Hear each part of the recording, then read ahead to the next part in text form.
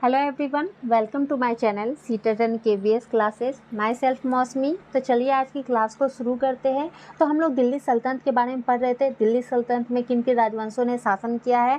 तो कल की क्लास में हमने सैयद वंश के बारे में पढ़ा है। सैयद वंश का शासन कब से कब तक रहा है, किन किन राजाओं ने सैयद वंश पे शासन किया है, और उन सभी राजाओं के बारे में डिटेल्स में हमने पढ़ा था, उसे कंप्लीट किया था। तो आज की क्लास में हम लोग लोधी वंश के बारे में पढ़ेंगे। लोधी वंश का जो शासनकाल है वो कब से कब तक रहा है, कौन कौन से राजा थे जिन्होंने लोधी वंश में शासन क्या है, इसके प्रमुख कार्य क्या थे, उस राजाओं के बारे में डिटेल्स में हम लोग आज पढ़ेंगे और लोधी वंश को आज हम कंप्लीट कर लेंगे। यानी आज की क्लास में आप लोग का जो दिल्ली सल्तनत है वो समाप्त हो जाएगा। दिल्ली सल्तनत में जिन जिन राजवंशों ने शासन किया था उसमें सबसे अंतिम राजवंश जो था वो लोधी वंश था, जिन्होंने दिल्ली सल्तनत पे शासन किया था। उसके बाद जो है दिल्ली सल्तनत समाप्त हो जाता है और मुगल शासकों का दौर जो है वो शुरू हो जाता है। तो दिल्ली सल्तनत में किन किन राजवंशों ने शासन किया था, तो सबसे पहले जो शासन किया था दिल्ली सल्तनत पे वो गुलाम वंश था। और गुलाम वंश के जब समाप्त होता है तो उसके बाद खिलजी वंश की शुरुआत होती है, और खिलजी वंश के बाद तुगलक वंश की शुरुआत होती है, और फिर सैयद वंश ने शासन किया। और सबसे अंतिम वंश जो था जिन्होंने दिल्ली सल्तनत पे शासन किया था वो था लोधी वंश। तो ये सारे जो टॉपिक है वो आपकी करवा दी गई है। आप लोग प्लेलिस्ट में जाके उन सारे वीडियो को देख सकते हैं, क्योंकि ये सारे वीडियो जो है वो बहुत ही ज़्यादा आप लोग को हेल्प करेंगी। बहुत ही डिटेल्स तरीके से आप लोग को पढ़ाया गया है, और ये आपके हर एग्ज़ाम में जो दिल्ली सल्तनत है एक ऐसा टॉपिक है जो आपके हर एग्ज़ाम में इसे क्वेश्चन जो है वो बनते ही है। तो जो भी चैनल से नए जुड़े हैं वो लोग चैनल को सब्सक्राइब जरूर कर लीजिएगा। तो चलिए शुरू करते हैं। लोधी वंश। अब लोधी वंश का जो शासन है वो कब से कब तक रहा है, तो 1451 से लेकर 1526 तक लोधी वंश का शासन रहा है। और लोधी वंश जो है वो दिल्ली सल्तनत का सबसे अंतिम वंश था जिन्होंने दिल्ली सल्तनत पे शासन किया था। अब लोधी वंश में किन किन राजाओं ने शासन किया, कौन कौन से राजा थे जिन्होंने लोधी वंश में शासन किया था, तो सबसे पहले राजा जो थे वो थे बहलोल लोधी, जिन्होंने लोधी वंश में शासन किया था। कब से कब तक, 1451 से लेकर 1489 तक इन्होंने शासन किया था। और उसके बाद जो है सिकंदर लोधी ने शासन किया था, जिनका शासन जो है 1489 से 1517 तक रहा है। और सबसे अंतिम लोधी वंश के जो सबसे अंतिम शासक थे, अंतिम राजा थे जिन्होंने शासन किया था वो थे इब्राहिम लोधी, जिनका शासन जो है 1517 से लेकर 1526 तक रहा है। तो इसे हम लोग एक एक करके समझते हैं डिटेल्स में। तो सबसे पहले बहलोल लोधी। बहलोल लोधी, इसका शासन जो है 1451 से 1489 तक रहा है। अब बहलोल लोधी जो थे वो लोधी वंश के संस्थापक थे, यानी लोधी वंश की जो शुरुआत है वो किसने की थी, तो बहलोल लोधी ने की थी।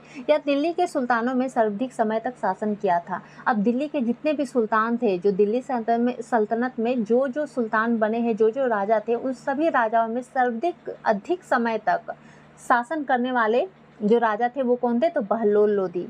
ठीक है, ये सारे सुल्तानों में से सबसे अधिक समय तक इन्होंने शासन किया था।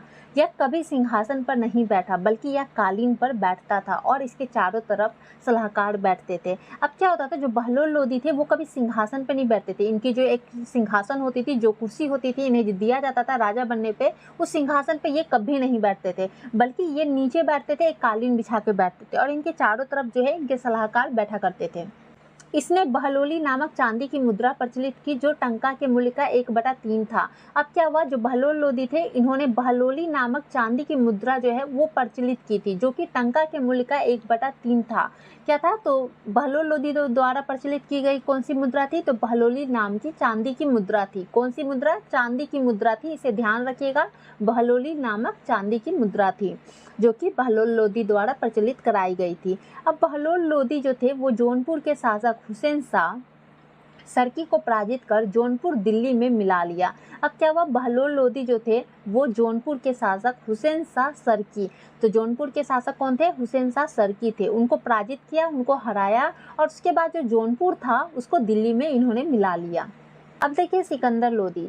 अब बहलोल लोधी के बाद जो अगला शासक बना लोधी वंश का वो था सिकंदर लोधी, और जो सिकंदर लोधी था वो बहलोल लोधी का ही पुत्र था। अब इसका शासन कब से कब तक रहा है, तो 1489 से 1517 तक सिकंदर लोधी ने शासन किया है।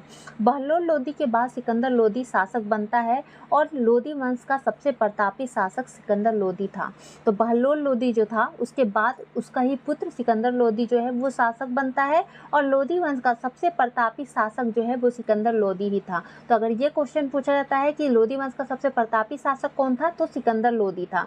और सबसे अधिक समय तक दिल्ली सल्तनत पे शासन करने वाला कौन सा राजा था, कौन सा शासक था, तो बहलोल लोधी था, जिन्होंने जितने भी राजा बने हैं दिल्ली सल्तनत के उन सभी राजाओं में सबसे अधिक समय तक उन्होंने शासन किया था। तो जो सिकंदर लोदी था उसके पिता कौन थे, तो बहलोल लोदी थे। इसके पिता बहलोल लोदी के 9 पुत्र थे। जो बहलोल लोदी था उसका 9 पुत्र था और जो सिकंदर लोदी है ये तीसरे नंबर का पुत्र था और इसका नाम जो है निज़ाम खां था। जो सिकंदर लोदी है इसका नाम क्या था, निज़ाम खां था, लेकिन बाद में यह सिकंदर लोदी के नाम से सुल्तान बनता है। इनका नाम तो निज़ाम खां था, लेकिन ये जब सुल्तान बनता है, जब ये राजा बनता है, तो उस समय ये सिकंदर लोदी के नाम से बनता है।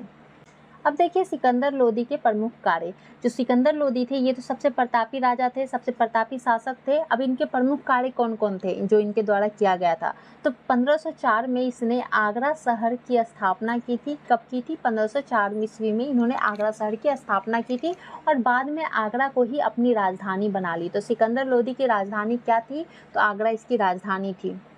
इसने कृषि विकास के लिए गज ए सिकंदरी नामक प्रमाणिक नाप का प्रचलन किया था। अब इसने कृषि विकास के लिए, ताकि कृषि में विकास हो सके, उसके लिए इन्होंने क्या किया था, तो गज ए सिकंदरी नामक प्रमाणिक नाप का प्रचलन किया था, जिसका उपयोग जो है भूमि को मापने के लिए किया जाता था।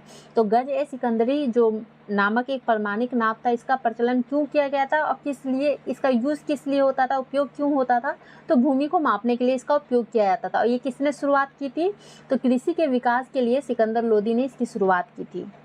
सिकंदर लोदी एक लेखक भी था। अब जो सिकंदर लोदी था ये एक प्रतापी शासक ही नहीं था, ये एक लेखक भी था और यह फारसी भाषा में कविताएं लिखा करता था। तो सिकंदर लोदी जो था वो किन भाषाओं में कविताएं लिखा करता था, तो फारसी भाषा में ये कविताएं लिखा करता था। लेकिन वह अपने नाम से कविता नहीं लिखता था, उसने कविताएं लिखने के लिए गुलरुखी नामक उपनाम रखा हुआ था। अब क्या हुआ था, ये सिकंदर लोदी जो था वो तो कविताएं लिखता था, लेकिन वो अपने नाम को छिपा के उन कविताओं को लिखने में वो अपना नाम नहीं लिखता था, बल्कि गुलरुखी नामक उपनाम रखा था, जिसका उपयोग जो है वो किताब लिखने में वो करता था। यानी सभी लोग यही जानते थे कि गुलरुखी नाम का एक व्यक्ति है जो इस बुक को, इस किताब को लिख रहा है। सिकंदर लोदी जो है ये अपना नाम जो है वो छिपा के रखा था। अब सिकंदर लोदी जो है वह हिंदू धर्म और इस्लाम धर्म को एक नज़र से देखता था। ये जो हिंदू धर्म है और इस्लाम धर्म है इनको एक नज़र से देखता था, यानी समान मानता था, वो भेद नहीं करता था। और जिस भी धर्म में उसे कोई कार्य अच्छा नहीं लगता था तो वह उसे कार्य को प्रतिबंध लगा देता था।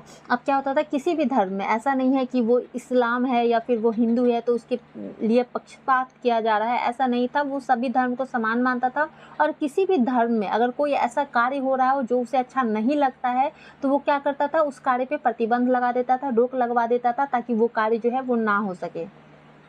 अब नेक्स्ट देखिए इब्राहिम लोदी। अब सिकंदर लोदी के बाद जो अगला शासक बना लोदी वंश का वो था इब्राहिम लोदी, और ये लोदी वंश का सबसे अंतिम शासक था और ये दिल्ली सल्तनत का भी सबसे अंतिम शासक था, जिसका शासन जो है 1517 से लेकर 1526 तक रहा है। यह दिल्ली सल्तनत तथा लोदी वंश का अंतिम शासक था। ये क्या था, दिल्ली सल्तनत जो था, दिल्ली सल्तनत में जितने भी राजाओं ने शासन किया उनमें सबसे अंतिम शासन किसने किया था, तो इब्राहिम लोदी किया था। और लोदी वंश के भी सबसे अंतिम शासक कौन थे, तो इब्राहिम लोदी थे। 1518 में खतौली का युद्ध हुआ जिसमें इब्राहिम लोदी का सामना राणा सांगा से हुआ था और उस युद्ध में राणा सांगा की विजय हुई थी। अब क्या हुआ था, तो 1518 में खतौली का युद्ध कब हुआ था, तो 1518 में हुआ था, जिसमें इब्राहिम लोदी का सामना जो है वो राणा सांगा से हुआ था और उस युद्ध में जो है राणा सांगा की विजय हुई थी, यानी राणा सांगा जो है वो जीता था। इब्राहिम लोदी के चाचा आलम खां और पंजाब के शासक दौलत खां दोनों ने मिलकर बाबर को इब्राहिम लोदी से युद्ध करने के लिए निमंत्रण भेजा। अब क्या हुआ था, जो इब्राहिम लोदी था उसके जो चाचा थे आलम खां और पंजाब के जो शासक थे दौलत खां, दोनों ने मिलकर क्या किया, एक रणनीति बनाई और बाबर को इब्राहिम लोदी से युद्ध करने के लिए एक निमंत्रण भेजा कि बाबर जो है अब इब्राहिम लोदी से युद्ध करे। बाबर ने भारत में 21 अप्रैल 1526 ईस्वी को प्रथम पानीपत का युद्ध लड़ा। अब क्या हुआ, उसको निमंत्रण तो भेज दिया कि इब्राहिम लोदी से आके युद्ध करे, तो बाबर ने क्या किया, वह भारत में 21 अप्रैल 1526 में प्रथम पानीपत का युद्ध जो है वो लड़ा था, लेकिन उसकी सेना बहुत छोटी थी। बाबर की जो सेना थी वो बहुत ही छोटी थी और इब्राहिम लोदी की सेना जो थी वो बहुत बड़ी थी। युद्ध करने तो आ गया बाबर, लेकिन बाबर की सेना जो थी वो छोटी थी और इब्राहिम लोदी की जो सेना थी वो बहुत बड़ी थी।